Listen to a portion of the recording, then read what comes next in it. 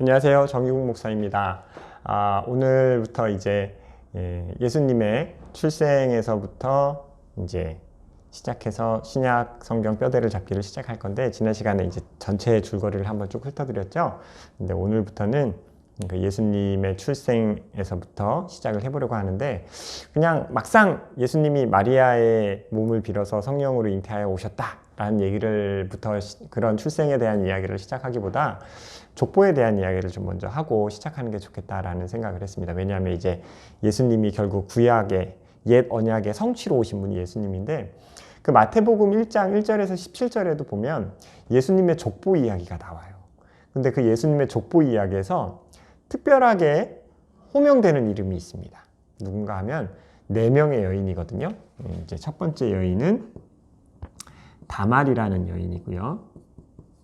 두 번째 여인은 이제 이스라엘 백성들이 가나안 땅을 정복하고 여리고성에서 만난 기생 라합이라는 여인입니다. 그리고 세 번째 여인은요, 이제 룻기서 아시죠? 거기서 나오미가 이제 모압 지방으로 갔다가 모압 여인을 며느리로 맞이해서 얻게 되는 룻이라는 여인이고요. 그다음 네 번째 누구냐면 마태복음에서 이름이 거론되진 않아요. 이제 밧세바인데 우리아의 아내라고만 나와요. 근데 뭐 다윗이 우리아의 아내로부터 솔로몬을 얻고 뭐 이런 장면이 나오는데, 요 4명의 여인이요, 보통은 뭐 아브라함이 이삭을 낳고 이삭이 뭐 야곱을 낳고 이렇게 쭉 이어지거든요. 근데 요 4명의 여인의 이름은요, 이렇게 특별하게 거론이 되는데요. 제가 요 여인 4명의 여인의 이야기를 좀 오늘 시작을 하면서 이 신약 뼈대잡기를 좀 시작을 했으면 좋겠다라는 마음이 생긴 이유가 뭐냐면, 이들이 결국에는 멀긴 하지만 예수님의 할머니들인 거잖아요. 이제 할머니들이 되는 것인데, 이 여인 4명의 여인들이 가지고 있는 공통점이 있어요. 그게 뭐냐면, 첫 번째는 1번 가정사가 복잡해요. 복잡한 가정사를 가지고 있어요. 다말은 이제 자기 남편이 죽고, 이제 하나님 보시기에 악한 일을 저질러서 남편이 죽고, 남편의 남동생인 오난을 통해서 또 아이를 임신하려 했는데 오난이 바닥에다 설정하는 바람에 또 하나님을 보시고 죽여버리시죠. 그래서 이 다말이 결국에는 누구한테 이제 씨를 받냐면 이제 유다한테 직접 받아요. 그러니까 시아버지한테 받은 거거든요. 그런 복잡한 가정사를 가지고 있는 여인이죠. 또 라합도 사실은 이스라엘 백성도 아닐 뿐만 아니라 신분 자체가 기생이라는, 좀 더 직접적으로 얘기하면 창녀라는 직업을 가지고 있던 그런 여인이었습니다. 그러니까 가정이 그렇게 편탄하지는 않았어요. 룻도 마찬가지죠. 이제 이방인이 자기네 동네에 와가서 사는데 그 사람한테 시집 갔는데 죽어버린 거예요. 그래서 이제 나오미와 함께 베들레헴으로 돌아가서 살게 되는 그런 기구한 운명을 가지고 있는 그런 여인이었던 사람이 바로 룻이었고, 밧세바는 사실 좀 복잡해요.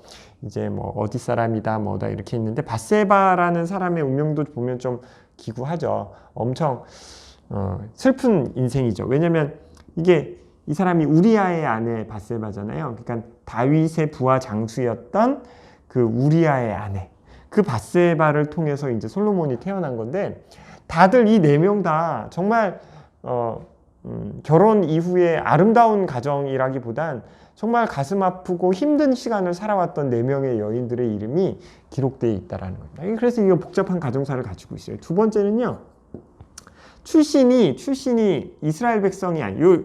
이 밧세바만 이 출생해 놓고 이제 확실하지 않은 문제들인데, 여기는 유다 사람으로 보는 경향이 좀 많이 있고요. 또 최소한 햇사람의 아내였다, 유다 출신이었다 할지라도 햇사람의 아내였다 하는 출인데, 출신에 이제 문제가 있는데, 문제라기보단 이스라엘 백성의 출신이에요. 다말은 가나안 사람이었고요. 라합은 여리고 사람이었고요. 룻은 모압 여인이었고요. 여기는 이제 유다 지파지만 햇사람에게 시집을 갔던 그런 사람입니다. 그러니까 이런 내용들을 보면요. 사실 일반적으로 우리가 하나님의 사역이라는 것에 대해서 생각을 해볼 때, 저렇게 부족하고 좀 뭔가 석연치 않은 가정사를 가지고 있는 분들이 예수님의 족보에 등장한다는 것이 어떻게 보면 마음이 불편해질 수도 있을 것 같아요. 그러나 그렇게 볼 것이 아니라 이 네 명의 여인이 족보 안에 등장하는 것을 통해서 우리가 깨달아야 되는 것은 무엇인가 하면 하나님이 이 세상을 통치해 가시고 하나님의 일을 운영해 가시는 것은요, 사람의 생각을 분명히 넘어선다라는 것을 분명하게 선언하는 것 같습니다. 얼마나 아픈 마음들이 있었고 힘들고 어려운 마음들이 있었는지는 우리가 다 알지 못하겠죠. 다 알지 못하지만 분명히 확실한 건 힘든 시간들을 보냈다라는 것은 확실한 것이에요. 그리고 이 여인들을 통해서 하나님이 정말 깨어진 가정, 어렵고 아픈 마음이 있는 사람들을 통해서 하나님의 사역을 이루어 가신다라는 것이 예수님의 출생의 그 족보 안에, 예수님의 출생에 대한 얘기하는 그 족보 안에 이 내용의 네 명의 여인들을 집어넣으심으로 인하여서 하나님의 그 위대하심, 하나님이 인간의 생각을 뛰어넘으시면서 역사하시는 그 하나님의 위대하심, 그리고 또 한 가지는 정말 아프고 어려운 가정, 힘든 가정을 통해서도 하나님이 위대한 일을 이루어 가시는 분이시다라는 사실을 분명하게 선언하고 있는 것이 마태복음 1장 1절에서 17절에 나오는 예수님의 족보에서 우리가 발견해야 되는 내용인 것 같습니다. 제가 이 족보 이야기를 하면서 이 신약을 열기로 결심한 이유가 무엇인가 하면요, 우리가 흔히 하나님의 사역을 하기 위해서 조금 그 과정도 아름답고 좋아야 된다라는 것을 기정사실화하고 있습니다. 물론 성경도 그렇게 얘기하고 있고요. 최선을 다해서 선한 방법으로 하나님의 선한 일을 이루어야 됩니다. 목적이 선하다고 해서 과정이 나빠서는 안 돼요. 목적이 선해요. 그러나 그 과정 가운데 실패한 일생들이 있을 수는 있다는 것입니다. 그러나 그 실패 자체가 뭐예요?